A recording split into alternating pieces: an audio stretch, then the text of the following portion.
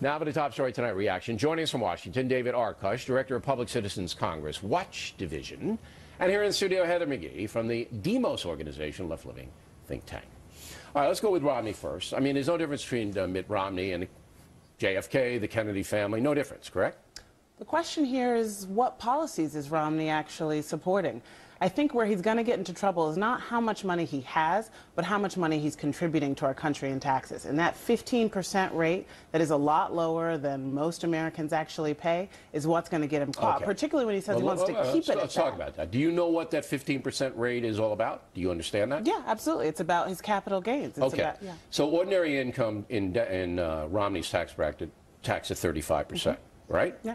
Okay. So he already got taxed 35% on his investment money. It's already been paid.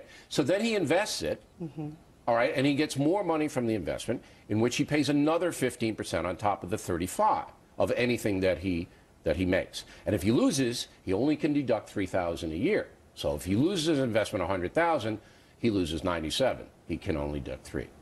So isn't it misleading to tell the public, as Warren Buffett has done, that Romney's whole resume is a 15% deal? Isn't that misleading? I think it's misleading for Mitt Romney, as we just learned about 45 minutes ago, to use over a dozen tax havens in the Cayman Islands. Well, that's the kind of thing that's going to make voters really pause in this country. It may, but it's certainly legal, and he did that because... We need a little... Sorry. Well, wait, look.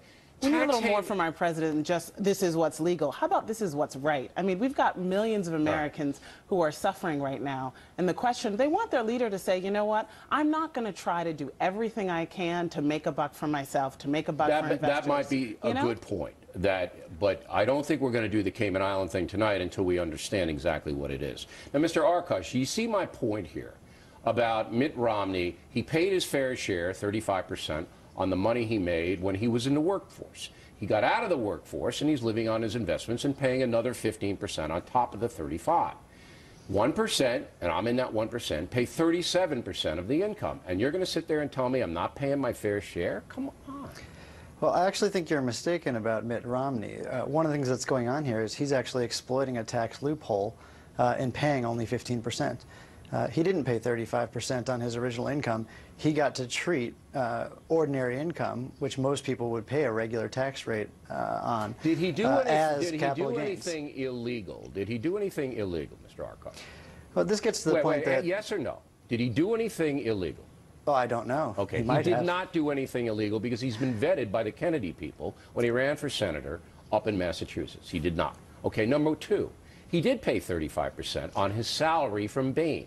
Don't you agree that it is important to do things that are actually productive to society, not just legal? But that's your opinion that it's productive to society. Your opinion is that he should pay more. But I didn't can measure hear it in terms of market value. So take his leverage buyout business. When John Kerry took his yacht and registered it in Rhode Island instead of Massachusetts, okay, I didn't hear progressive America scream that a guy worth $300 million was trying to dodge yacht taxes by registering it in a lower tax state. We didn't hear a thing. So this is political. I think you know that. Right. Sure, yes. It's wrong for everybody to dodge their taxes. The problem is Romney's entire business model was wrong. So the private equity industry, what they do is exploit tax loopholes to siphon money away from real companies, companies that produce things, companies that employ people, and to take that money and transfer it to private equity funds. All right. They're not creating anything, they're not producing anything. I'm going to let the audience decide whether your opinion is right or wrong. There's certainly validity to it. If that were right, if that were how private equity works, would you agree that that's not really what our look, I'm not economy should going to agree or disagree on a hypothetical. All right? You stated a hypothetical. Bain would state it another way.